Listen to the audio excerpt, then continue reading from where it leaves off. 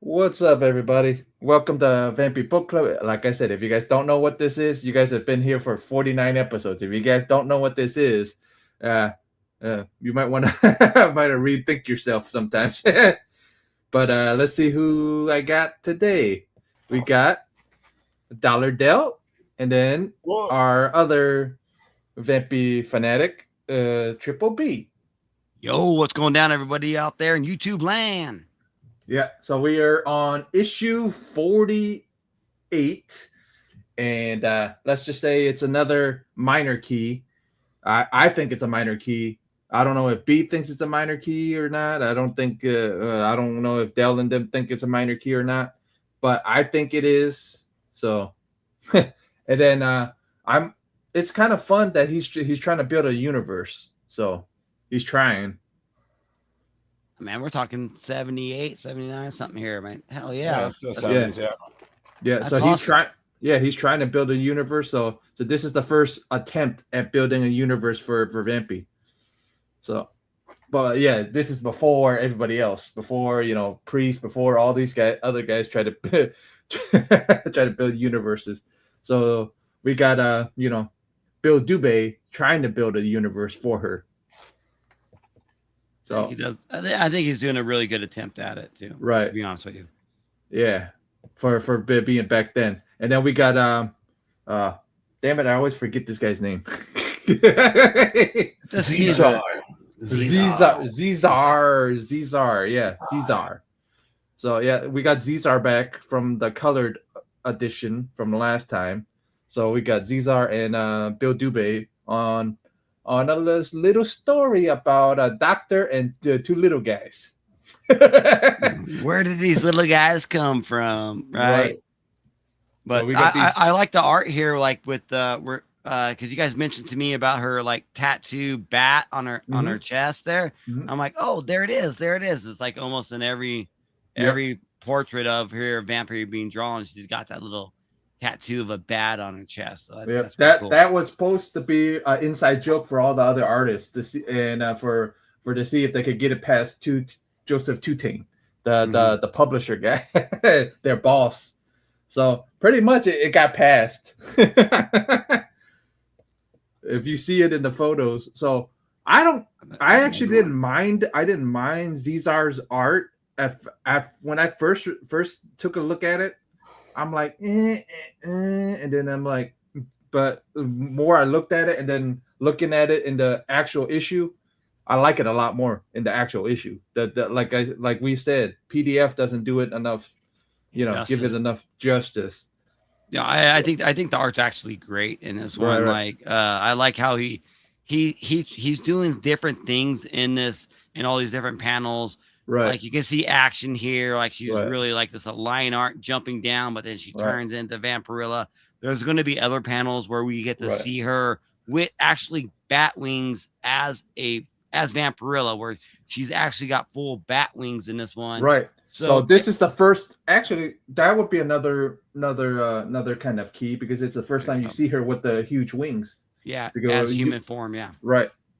So that could be another one, but that's not really why it's a key. But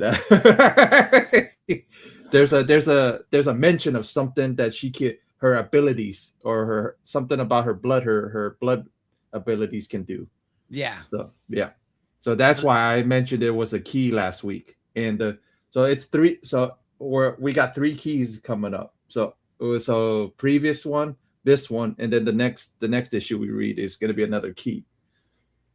So it's fun. I mean, honestly, this issue was fun. That's what I think they were building on. It was going to be fun. Yeah, this is a straight up one shot. Like you get to see this is where I get. This is it right there. Bam, that top panel right here. Right. She's got bat wings. She's flying down. Looks like Draculina to me, but right. It's because it's the black and white art. But yeah, this straight up looks like Draculina because looks like she's got blonde hair, but obviously she's a brunette here, but. This is where you look at her like flying through the air. She's got her wings going on.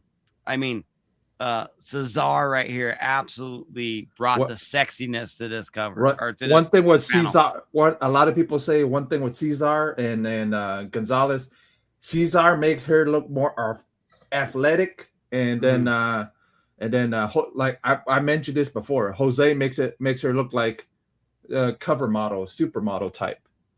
So do you guys agree or do you guys disagree with that agree. assumption? I believe that Gonzalez will draw her more like femme fatale pin up model, right. More, base, this sexy, but like with this one, she seems more athletic, she seems more ripped. She's definitely got like her top is just busting out at the seams. Like, I don't know, great hair in this one too for line art. Honestly, like I'm digging the art on this one. I think I'm surprised none of this came up on auction. I looked at Heritage, none of these pages are up. So I'm curious if Jim liked this, Warren liked this so much and kept it, or if it's in another collection somewhere, somebody has it and not willing to get rid of it. A private collector or something like that, keeping this one on lockdown, because this has vibes of the whole story. With this vibes is like Charlie and the Chocolate Factory, right? Yeah, that's what I get out of this story. It felt like Charlotte and the Chocolate Factory, but dropping Vampirella in the middle of it.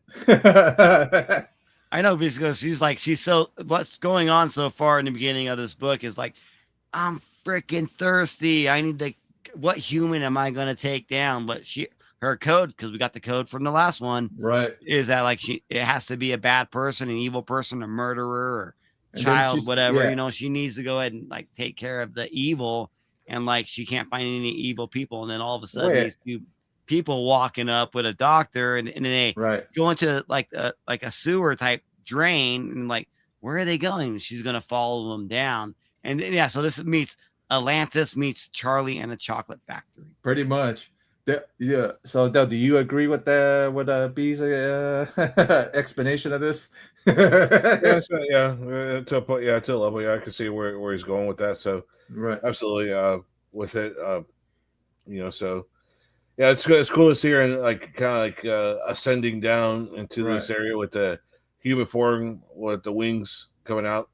Mm-hmm. I'm still kind of iffy about the artwork myself personally, but fine. Yeah, that's just me. Yeah. I mean, like I said, like I was in between with the both of you guys. I was like with Dell when I first looked at it. I'm like, and then just get like the actual getting the issue and actually looking at it, it's way different. Like it a little more. If you guys can get that hold of the actual issue, it's a little better. But I looked these things up. They're not hard. They're hard to find in good grade. You can maybe find like a 1.0 or 3.5, but it's crazy. Like the condition in these books, to find them in good grade is going to be a really hard challenge.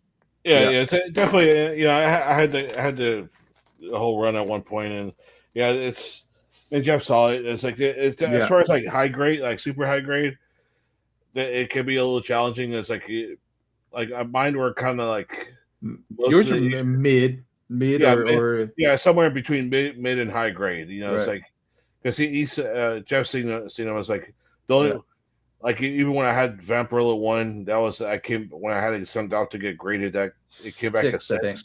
Yeah, it was a 6. Even the other ones I had, they were all like the ones I sent out to get graded, they came back 7s, and I think one of them came back an 8, but all the other ones are like probably around around about a 7. If they were to get graded by CGC, by a 7, most of them is 7.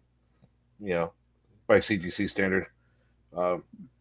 Because the pages are a little off white, but this the type of paper that they were printed on. It's like almost like a newspaper type. It is a newspaper type.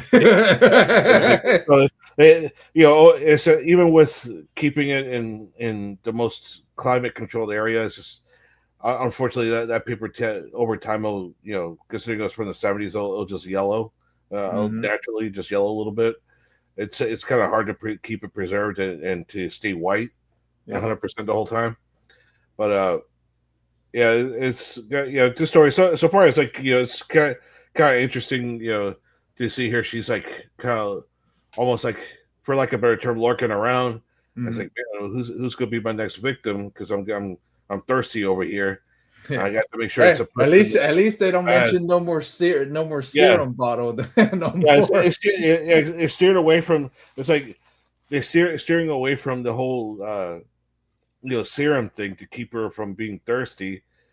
To okay, she has to feed on a human being, but it has to be a person, bad character, just a bad guy, So yeah, it's pretty interesting. Judge, jury, executioner is what she is. Yeah, pretty much like an alien vigilante to feed on. Yeah, and then we get this page, the wonderful world of Kato and Tanto 2. I know you didn't want to juggle that name. Was it Ambergris? Yeah. Amber. It looks like Ambergris. Ambergris or whatever it was. So I'm like, I'm not gonna try to. So I skipped over it. Then I look at Kato and Tonto. It's like, what's this? It's like reminds me of what was it? Was it Green Hornet? Where Bruce Lee, Green Hornet. Yeah. Kato and then like Tonto is like, what's this, like the Lone Ranger, the Indian? Yeah. From top. So from, I Lone think Ranger. they combined. I think they like the Lone Ranger and so they combined it. Because I think Lone Ranger and Green Hornet were popular around this time because it was in the 70s, and I think that's when the actual live action shows were occurring. Right. And so it's like, all right, Kato's Bruce Lee when he was Kato on Green Hornet, and then Tonto, the Indian guy from Lone Ranger. Yeah. They're just trying to throw both sidekicks in this one, like, Kato and Tonto too, Yeah. Which I mean, the story doesn't. But really like you said, B, it's pretty much Willy Wonka meets Atlantis. Atlantis, pretty much, the Lost City of Gold. Right. Yeah, well, we mentioned it a couple of stories ago too. El Dorado, El Dorado, gold skulls and stuff, stuff like that, and Atlantis, the civilization that was here before us that probably sunk. It's somewhere in the ocean. Right. People are looking for it. So that's what I really feel. And then didn't you get that really kid feel of Charlie and the Chocolate Factory? Right. Because of the two little guys. Well, and then the guy the doctor. So the doctor is being brought here by these, Right. Are they mutated twins? Are they or what do they call when they're together? Twins like that are stuck together. Conjoint? Yeah, jointed twins. From so this is where we get it, and he built this whole city for people like outcast people that they won't be judged here, and they can live their own lives and be super happy, and there's not all this negativity around them or people poking fun at them, and that's kind of what the city is all about. But obviously the city is dying here, and so the little guys, the little people, they bring this doctor to try to save their father. He's their adopted father, and so Vampy's follows them here and listens to everything that pretty much we're telling you now. She's kind of just trying to figure out what the hell's my favorite line on this whole page was the line when the dad goes, "Yeah, they're not the brightest bulbs in the world, but exactly." Well, but I think it's a funny thing is that what I find interesting about this title, and since we have this page up, right? So they talk about the old man who's Ambergris, then they talk about Kato and Tonto, which is two other people. But then when he's talking about referring to his sons, if you look at the sons sitting down on the ground, it's four. It's four people. Yeah, right. You got the Kato and Tonto. Yeah, but then there's a set of twins that are in the middle covering their ears. Right. So I think those are supposed to be Kato and Tonto. I think I think. No, he's you see if you look at the word bubbles, he mentions their name and their disability. One of them is okay, it's it says there's my poor blind Tonto. Right. Pancho and Cisco haven't heard of a sound since birth, and sweet Kato cannot speak. So it's almost you see them one's covering their eyes, the two in the middle covering theirs. That's what I was thinking about. Hear no evil, see no evil, say no evil, right? Right. Well, there you go. Yeah, that's what that's all about. It's pretty much what they're kind of like. They're referencing in form of illustration. Right. That's what I thought. I was thinking of when you had mentioned it, and when I saw it, and when I was reading it, all I could think about was the monkeys. yeah, exactly. The three monkeys with the covering. Yeah, I also remember. think of the movie with it was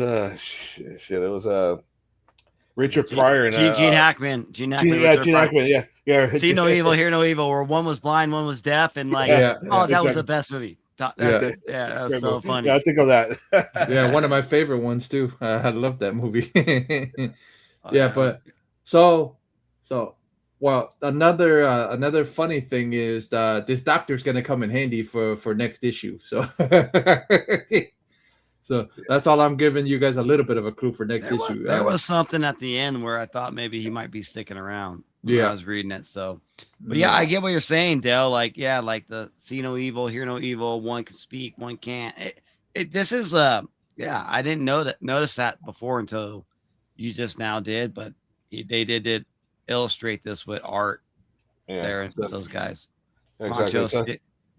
Pancho and Cisco Kid. Yeah, there you go. Yeah, Lefty and Pancho. I mean, like we're talking all sorts of 70s stuff going on here. Yeah, references. They're just trying to, hey, let's just put these names out there because they're in the pop public right now in the eye on TV and stuff and in books and Bruce Lee and all that stuff. So I'm telling you, like, and I got Charlie and the Chocolate Factory and like Atlantis or El Dorado in there. So I mean, we're getting a lot of like maybe it's just maybe someone will click on it. Maybe someone will click on it. Sell more books, sell more magazines, sell more magazines. Right. Yeah, magazines, TV, and all that stuff too. So it makes sense. You know, it's like considering when this issue was published and what happened during that period of time, even just earlier, like into the 60s, into the 70s and stuff like that. So, keep in mind there was, when there's TV, there was only 3 or 4 channels and stuff like that too. So whenever stuff was put on TV, it was like, it wasn't like what we have today or leading up to today with television, where especially during the 80s and 90s, where it's like 100 plus channels and cable, and then with the three big cable channels like HBO, Cinemax, and Showtime. So it's different. It was different back then. Yeah. So we get Vampy turning into herself, coming down, and pretty much the doctor calling her crazy. Is that a ghost? Because this city's full of ghosts too. Because whoever dies here, they stay there. So I like that ghost aspect on it. I think this bat form up here in the right corner, or the left corner, is not very good drawing of it. But she comes down. We get a little butt crack too here when she finally turns into uniform. I like that. And like, what's going on with her? Like, I know, like, so Tonto and Cheech or whatever you want to say, Cisco Kid, they want to, like, oh my God, we got an intruder, let's fucking fight her. And she's like, I'm not here to fight, but if you want to fight, you should beat the shit out of them real quick. She's like, I'm not here to fight. No, after I smack you what makes me laugh is when Dubé writes her, and then when somebody else writes her, she's either a damsel in one. Or she's either she can whoop anybody's butt in when Dubé writes her. But when somebody like when what was it? Flexman Lowe writes her, she's a damsel. But when Dubé writes her, she's a badass. I'm like, both of you two make up your mind. If she's gonna be, if she's gonna be a damsel, or is she gonna be Red Sonja, pretty much? Let's say, she's gonna beat your ass and like, I got superhuman alien powers. I'm Supergirl. I'm the real Supergirl is what Vampirella is. Because she's she's probably came. I don't know if she came before Supergirl, but for real, she came from the stars. No, Supergirl came before she did. Okay. I don't know. I've been super stoked for a Supergirl movie, and like I don't know a lot about her character, so I've been buying a lot of Supergirl books. Yeah, Supergirl's golden age time. She's bronze, so Vampy's Bronze Age. Okay. So But I think it's cool. I think how she like turns. What's up with the stars over here like going on this one panel right there? That's so funny. She got knocked. She got knocked by I think Tonto or one of them knocked her, and then plus she's weak. Don't forget she's weak too. Yeah, so I think that's why she got the stars. She's seen stars. I do love how she mentions like, damn, if I just had some blood in me, like I'd be stronger. Right. I'm a little bit weak, and she started turning herself into a bat. Well, and all this stuff. Since you guys are mentioning it, she says that, and then she goes, "Oh, I can donate." I go, "Dude, you're weak in blood, and you can." And then you're saying you can donate blood. I'm like, what the hell? Yeah, that's where the story goes. But like, I was thinking like, well, maybe like if she's gonna like, if the old dude's about ready to die, she's thirsty. There you go finish him off, right? And that's what we thought. Yeah, that's what we thought. That's what I was thinking, but it didn't happen. But so she crashes the party, right? Right. And there's the old man on the bed, and she's like, I have an idea. Like the reason why she showed herself, like why is she even showing herself there? Right. She is an intruder. She's like, well, I can like transform some of my blood to him, and like give him a couple more hours to live because he's gonna die. And all this dude wants is to live for a couple more hours. And Vampirella says, like, I have the opportunity to give that to you. She's being a good person. This is like so weird because it's following him. But then now she's like, okay, here. Doctor's like, there's no way that we can put blood in you. We don't know what blood type he is. We don't know what blood type you are. It could be. She's like, don't worry. My blood type goes with all the humans. It's universal. It's universal. It's like type O negative or whatever. Yeah. Right. So she can go with anybody. Yeah, but so when I mentioned it to you guys last week, why I mentioned it was a key was this part in general was how she mentions what her blood can do. That's why I said it's semi of a key for her, because her code was last week. So this is something to do with her blood. So I consider it a key because of what it mentions it of what her blood can do. Yeah, because actually could this one because I can see where it's right because this one it elaborates a little bit more because there was one issue some issues back where she did a blood transfusion to Adam Van Helsing just to recuperate him. That just showed that it has a healing factor there, but didn't really. That was like the only time it touched on it. But this one touches on it again, but it elaborates a little bit more in the word bubbles on this one. So it's like the second time that she's like, but this time she's just like offering it even more. It's like, hey, let me help you out. Right. So it's the second. It's the second time it's mentioned. You know what I mean? It's second time mentioned it. So that's why I said this is a minor key because it actually mentions it. Because the last time she did that, it didn't say what her blood can do. This one, at least, Dubé actually, explained what her blood. The whole end of the story is about that, though. Right. And he says it multiple times, like you're going to, because he gets healed from it, and he wants to just show off his whole city that he built, and like the whole time is like Vampy's telling him like it's not going to last forever, it's not going to last that long, it's not going to last. He's like, I don't care, I feel great now. Right now I feel great. So he feels like he's 60 again. You're like, wait, what? Because he's probably like 100, but like he feels like 40 years younger. So and that's a big thing about this blood transfusion. Absolutely, that's it. And then she, like you were saying, B, she mentioned a couple times here. It's like, hey, it's not gonna last forever. I'm still, if once you get weakened again, I won't be able to give you another transfusion because I'm too weak to be able to do so. Right. So see, that's what I was saying. I'm like, dude, she's already weak enough, and then you're gonna give your, what you have now to the guy. I'm like, okay. Well, that makes her a hero, right? That makes her, likable because she's so damn thirsty, but she's still willing to give what she can to some random stranger, random human, So that's what, and that's the whole reason we like her. Right. Yeah. So what up, Jay? How you doing? Hydra Asylum. Yeah, what's going on? Yeah, but it's like she's like, it's like knowing that she can't really afford to give too much, but she's giving what she can. So it's almost like the the poor person who doesn't barely has 2 pennies to rub together, giving somebody else a little bit, whatever they have of their money, right, to help out their neighbor or whatever. So exactly, that's pretty cool. Yeah, so that's the whole reason we like her and why I liked her in general. You know what I mean? That's one of the reasons why. And not just because she got boobs. Though I know you're gonna bring it up. Not because booby books. Yeah. You and the booby books. Yeah, but yeah. So yeah, we get mentioned, and then take him on the blimp and everything.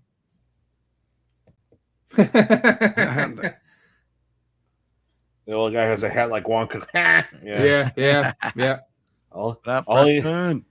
Absolutely. All he needs is a monocle and a cane like Mr. Peanut. Yeah. Yeah, but it's funny because the Tanto's favorite thing is this blimp. That the one thing is Tanto can't see.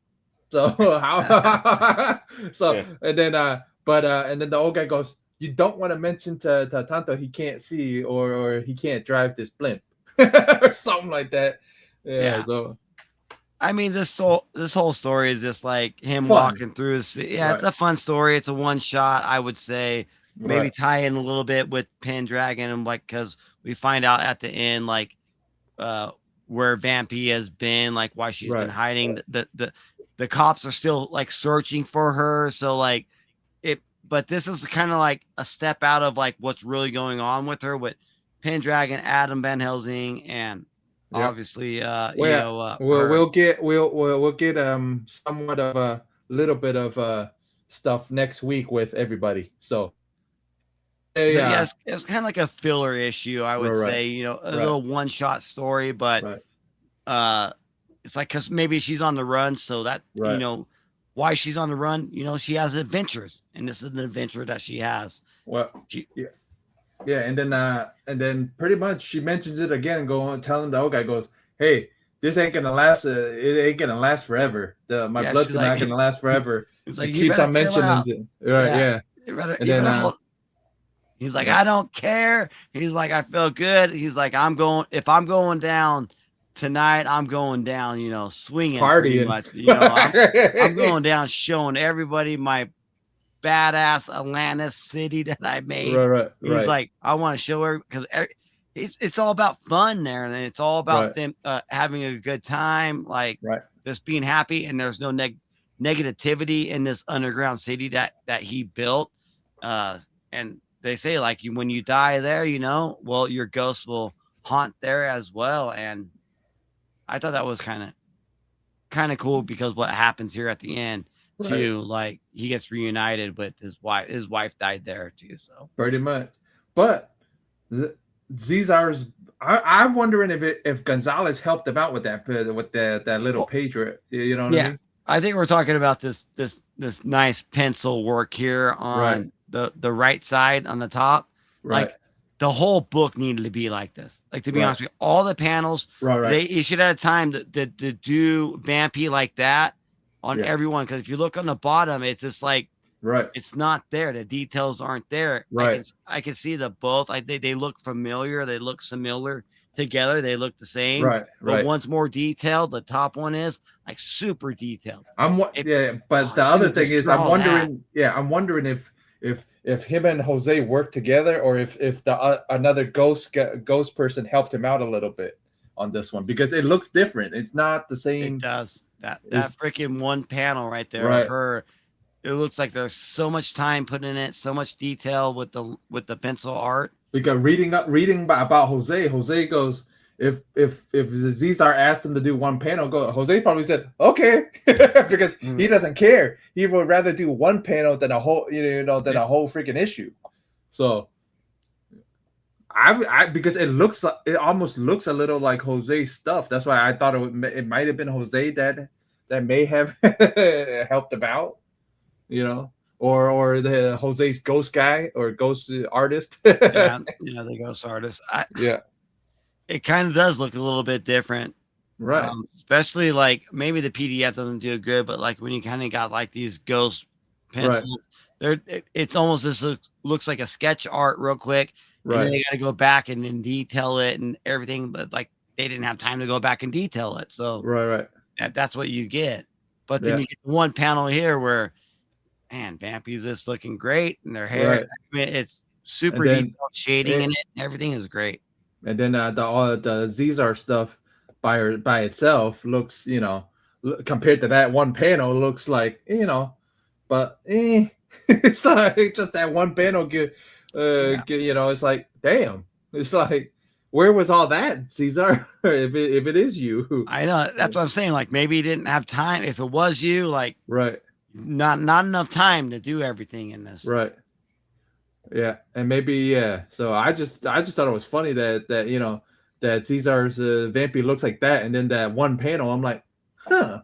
You know, now as you're scrolling through all these other panels, I can definitely see that's got to be Jose's art, you know, on that one, because all these other ones, they're all continuity is the same, everything looks exactly the same artist, but then you get to that one panel, and it looks did he different. not what I'm wondering, did Cesar not have enough time and he had to color somebody else's stuff and ask Jose to help him, or ask Jose's ghost artist to help him, and then the ghost artist goes, okay, I'm just gonna draw it like Jose, I'm not gonna draw it like Cesar. It's like, I mean, and you look at it, it's totally, way different. It's totally fucking different than any of the panels, dude.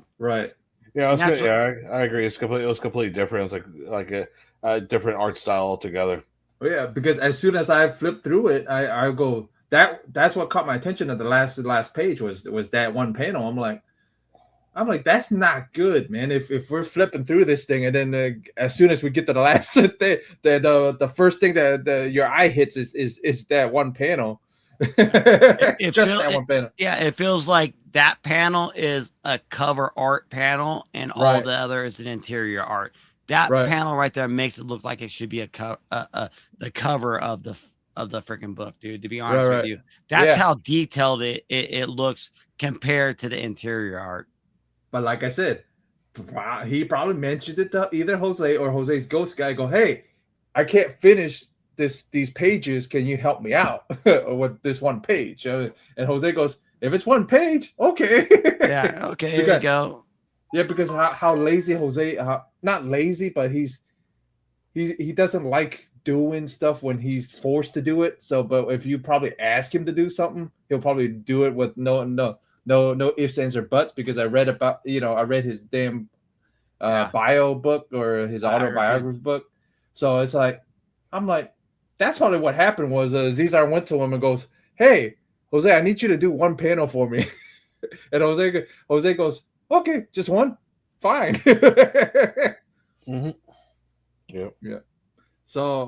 So story-wise, it's great. And then pickup, so we're gonna go to pickup ability-wise and cover what. Okay.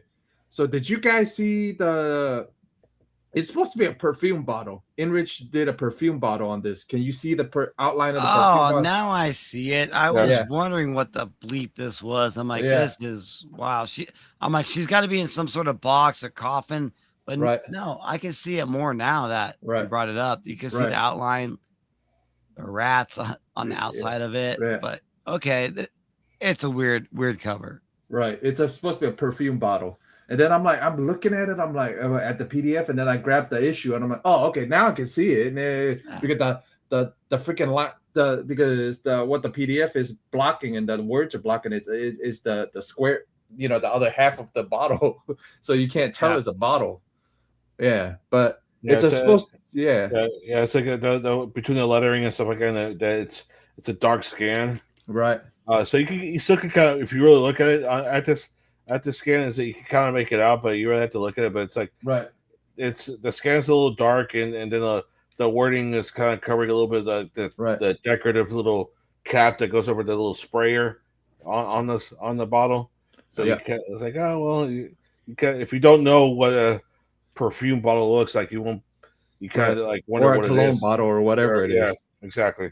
Yeah, so I thought it was funny. I'm like, okay. But so it was nothing cool like last week where he took homages to anything. It was just It's just something he threw together. It was a perfume bottle. He just put trapped her in a perfume bottle. Like a genie. I thought it was funny. Genie in the bottle. So what do you guys think of what do you guys think the right way? Yeah. So what do you guys think of Enrich's cover? Trash.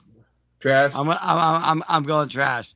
This cover is absolutely trash. The only thing that's saving it is our model of Vampirella. Yeah. I because it even like in our top panel where it says number 48. Yeah. Because this is going off. I don't remember the cover or the artist or the model name, because like they used that Vampirella model in other things. Yeah, it's it's Carla something. I know that it's either Carla something or her Spanish name is but her American name is Carla something. Okay, so it looks like this model.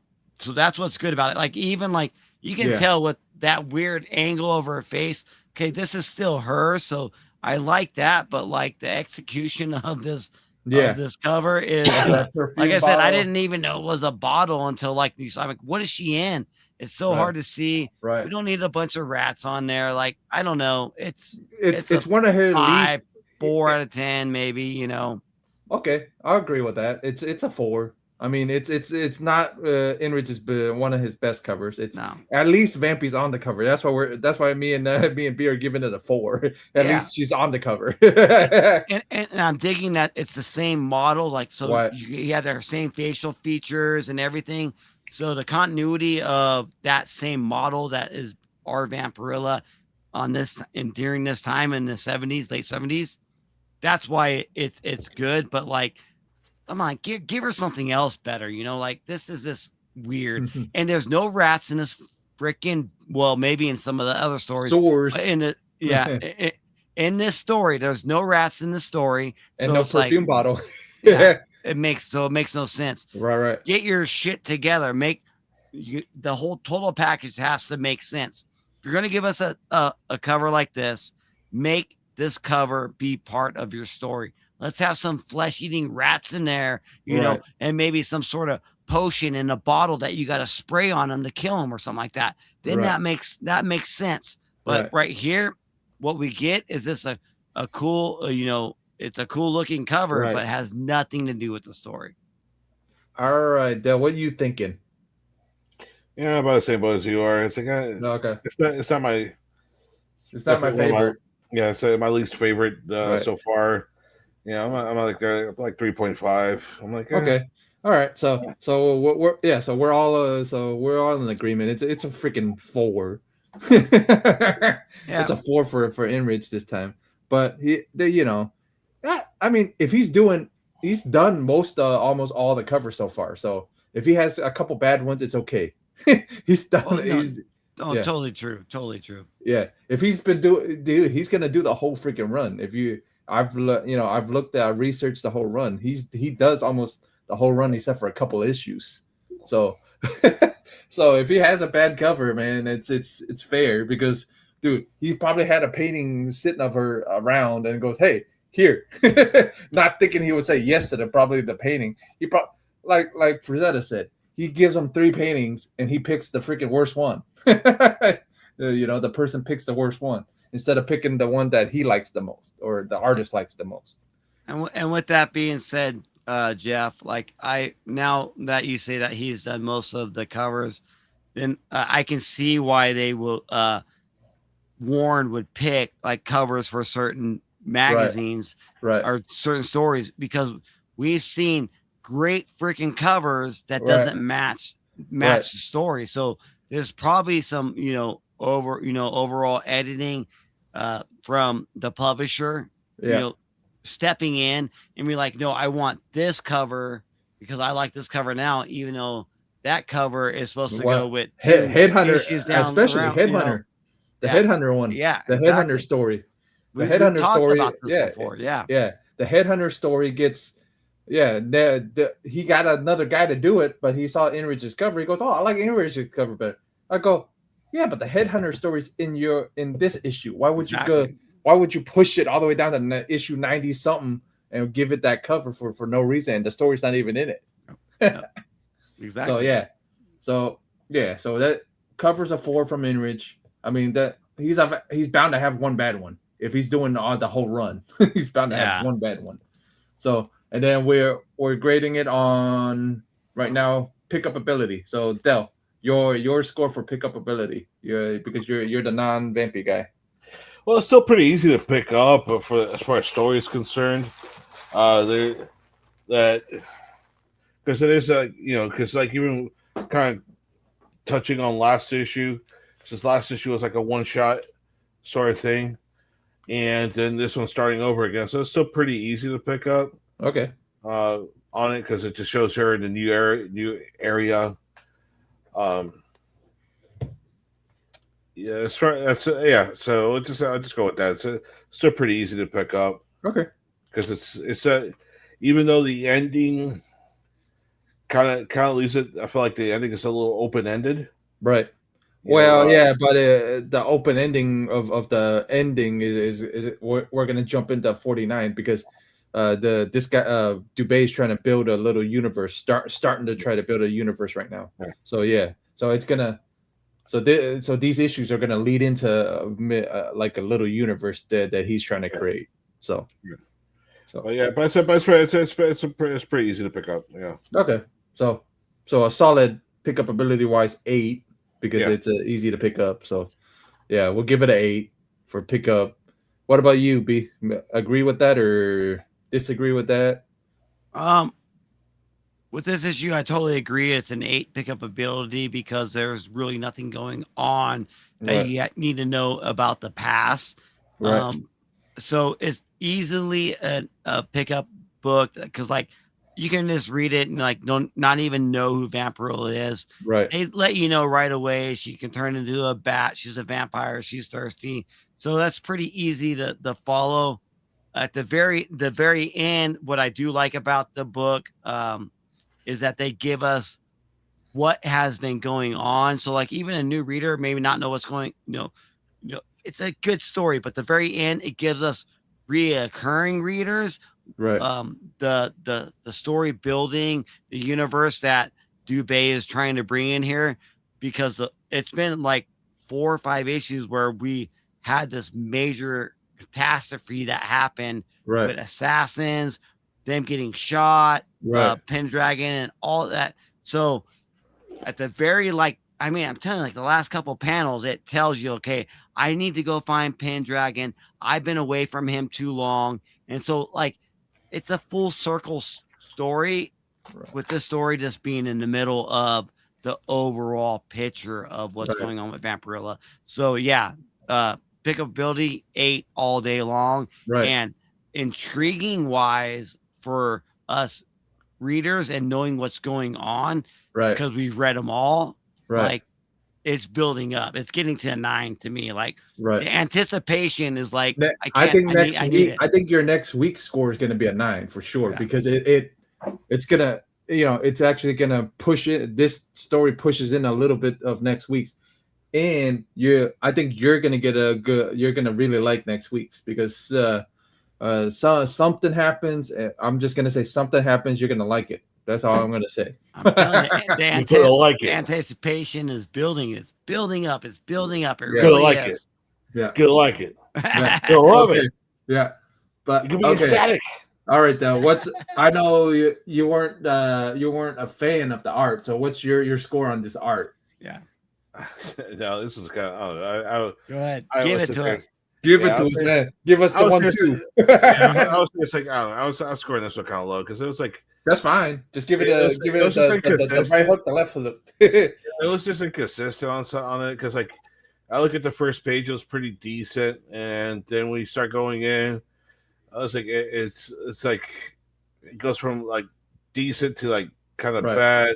Right. Like it's like this okay, like this one right here. Like go back. Go back one. This right here. Like no, go back forward 1. Stop. Go back forward. Forward. One more. Okay. Stop. All right. So this right here, what kind of like I knocked it down a little bit. It's like so that top corner panel, the top left panel, where she's like kind of like descending. I'm like, I feel like, not to be like weird or nothing like that. It's just like, when I see other drawings of women, you know, kind of have positioned the way this is, the way Vampirella's positioned. I know what you're thinking. You have a better cooter shot, you know, there. And to me, it's just like the way the legs are drawn and all that stuff. Just like, especially on the bottom half of the body, it's like, it seems kind of weird. You know, it just doesn't seem that. like, yeah, it just seems weird. Yeah, to me. The way it's drawn. Right now, like the top half seems to be okay. It's just like all right, okay, not the strong suit.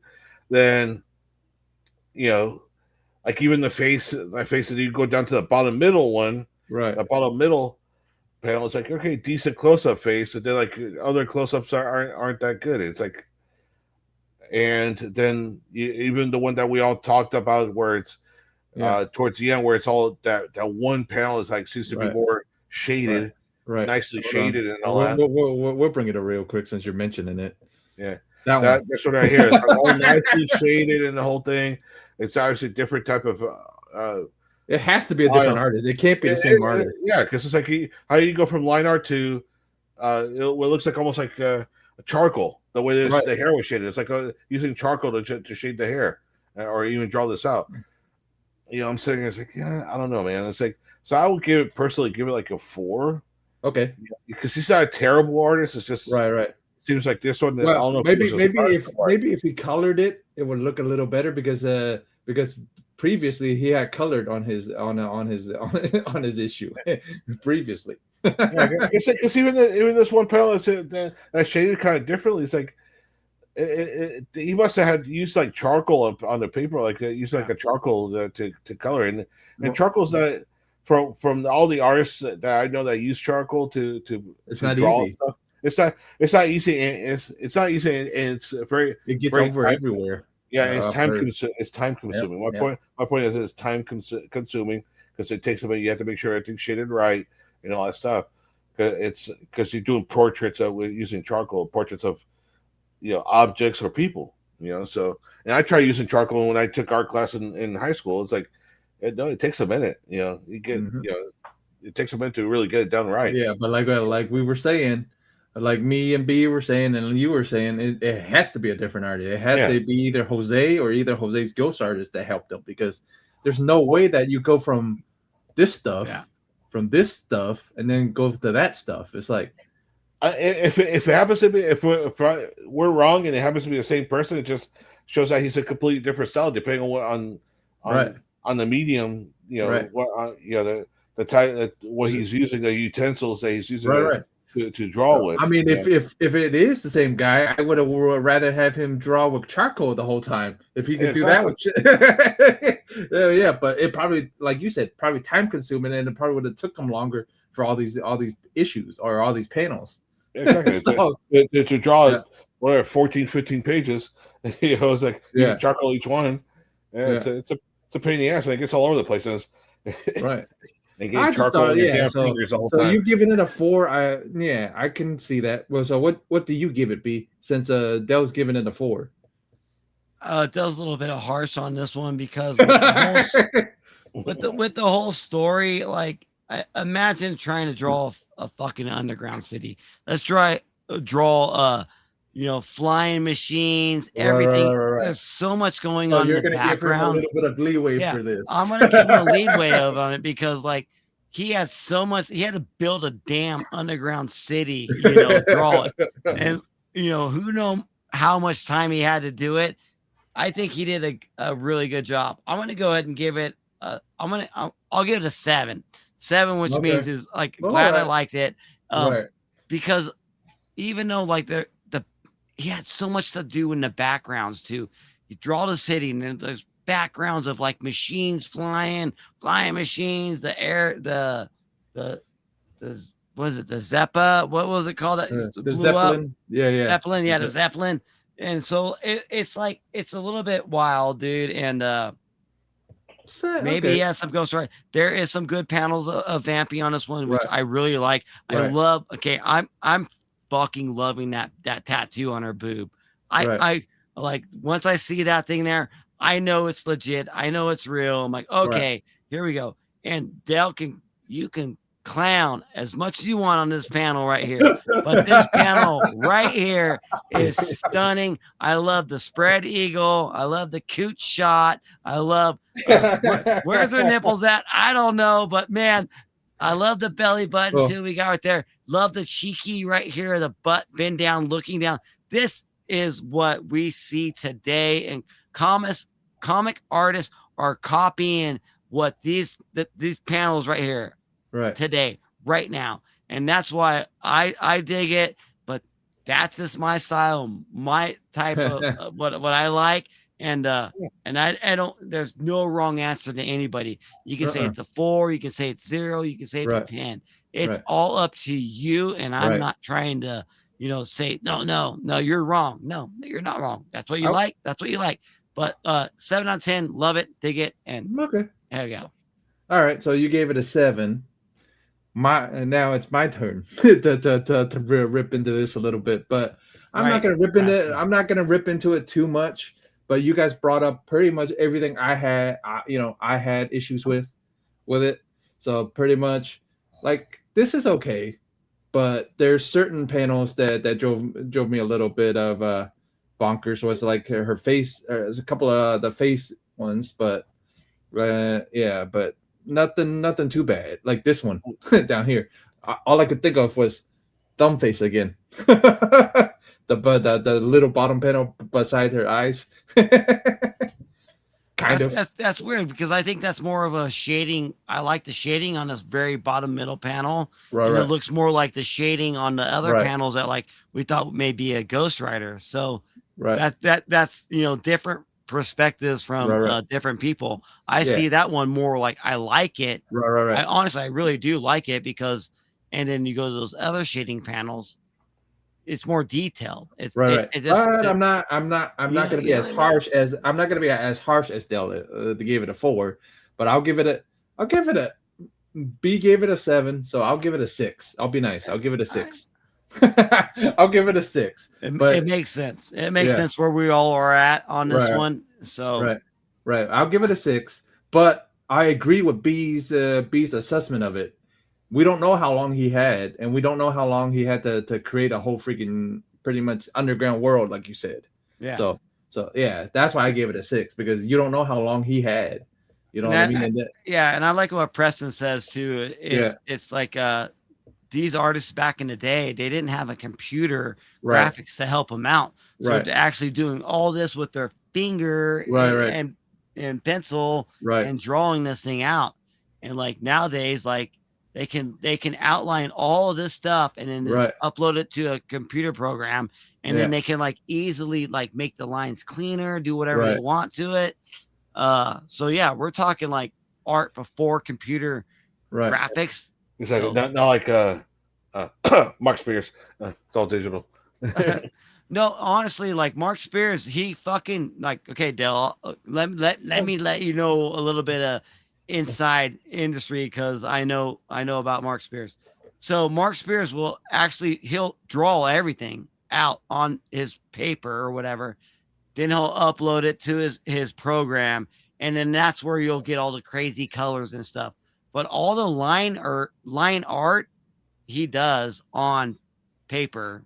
So take that for what it's worth. It's a good round. Like because for the most part, I've liked a lot of his covers, especially on his monster stuff. But it's been a couple of times. I decided on one occasion I decided to open the book and look inside it. I'm like, looks like very digital. I'm like, I'm not like, it's like, and don't get me wrong, I actually have a Mark Spears cover that I actually like. This one right here, which is the Hulk 340 homage. This one for the Monsters #1. So I like it because it's the homage, the 340 swipe, the Hulk 340 swipe. So that's why I like his stuff, but at the same time it's like it's kind of digital. I'm used to guys like kind of like old school what Preston was commenting on. It's like pencil and paper inking. Right. Like Dale Keown. Dale Keown's one of my favorite It's unlike like you said, for like Preston said, it's unlike anything today, because I know certain artists can still do it, but I'm curious about about if there's certain artists that can actually do all interior and cover.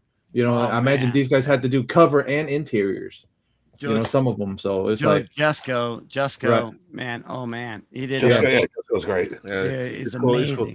Right. Yeah, he's drawn some of the Punisher magazine stuff. He's done a lot of the covers for that, and and I think he's done some of the Hulk magazines, right, too. So we gave it, so we all gave it different scores for this stuff, but we gave it an 8 for pickup ability. Reading wise, what about story wise? What are we giving it? 7. Yeah, I'll agree 7 too. It's like I'll agree with B. It's a solid 7. So yeah, but I kind of was like, but I was kind of hoping that there was there was somebody that she was going to feed off of. Yeah, right. She didn't feed now. That's what dude. Yeah, come on, it's a vampy. She's got to get one of somebody, right? Like, she never freaking got her thirst taken down, and that's kind of like what hurt a little bit. Yeah, exactly. I think we solve it higher. We solve it next issue, though. We solve her thirst next issue, though, because the doctor hands her something next issue. All right, that I can remember. Yeah, I was kind of almost like hoping that. So maybe what I was kind of hoping for, I guess, one of the little guys. No, it's listen. It's that somebody maybe have followed her into this secret underground world that wasn't of good intent. Of evil intent. Yeah. That would have been good. And maybe try to take advantage of the old man in his weakened state. That would have been good.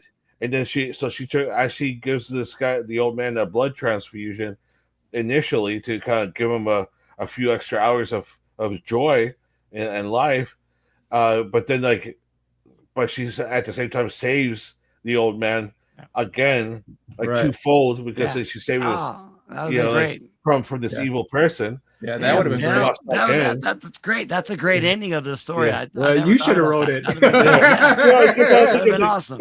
Yeah, she said because she originally followed the people who kidnapped the doctor.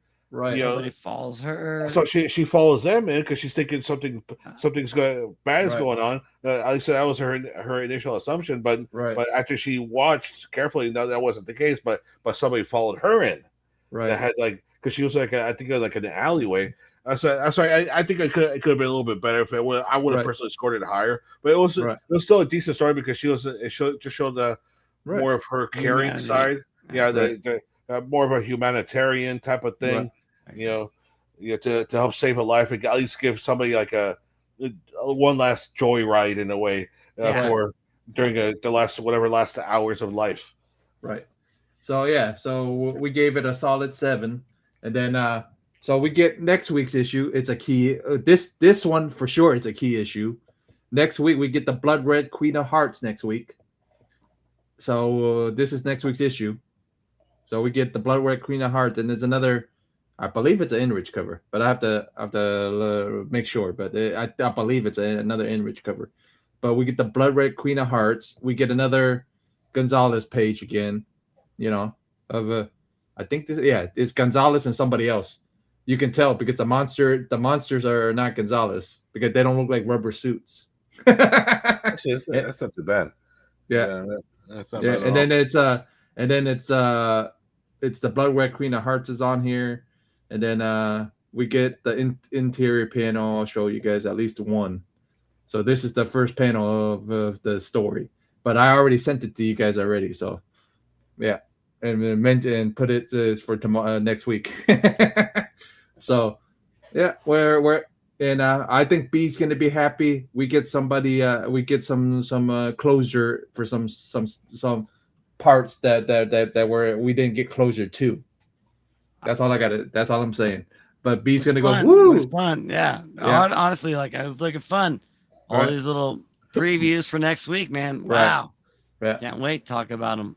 Yep. Dang, So there issue she is. 49 is good. It's a big issue because it's one of her first villains. So one of her first major villains is Bloodweight Queen of Hearts. So this is one of the keys. So I'll show the issue, at least. I'll show you guys the issue before we leave. So yeah. So this is the issue. So yeah. Dang. Yeah. Jeff, you can send that my way. Send my way. You don't need that no more. Nice 9-2. I love that. That's awesome. Yeah. Hell So yeah. we got the Bloodweight Queen of Hearts next week. And then what do you guys got going on this week? What do you got going on, Dale? I ain't got nothing going on right now, so I'm too busy trying to work out some other stuff. I'm trying to get more stuff to put on my eBay store, so I'm kind of focused on that right now. So I'm just trying to look for sports cards and comics to put up on my eBay store right now. So I'm not really doing anything with the channel. All right. But I have stuff I'm prepared to start to begin doing. But just right now, I'm just trying to get my more merch to resell on my eBay store right now. All right. And then what's B got going on? I believe B got the FOC thing or something. I will do. Yeah, I got my on Monday, coming up Monday, I got a big ass video, 25 minutes long. It's all the comic books I bought this month. So you got to check it out. It's going to be amazing, dude. Huge books, over 25 books. 25 books showing you. We'll do the cover showdown at the end. So you all can tell me which one is your favorite of the haul, man. So yeah. And then, yeah, all doing a live on Wednesday. Actually, I wasn't going to do live on Wednesday, but the comic books that are coming out this week are so amazing. I'm still going to do a live, but it's going to probably be on Tuesday. So Tuesday night, I'll be doing my live show on Tuesday because, dude, the books that are coming out this right now, you cannot miss a week. You cannot miss a week because there's so many great covers that are coming out every week. You got to check them out, dude. And like, I'm not telling you to buy them. I'm just showing you which ones are super sick, super dope. And you might want to go check your local LCS and buy those books when they come out on Wednesday. So there we go. All right. And then I don't got much going on except for Vampirella Book Club, but I got some other stuff in the works. And then I got I'm working on some interviews and stuff, but you guys know how that goes. You two know how that goes. So it's live. Yeah. So, but we got stuff, we got stuff in the works, but we'll check you guys next week and we'll stick into issue 49. 49 next week. I'll see you guys later.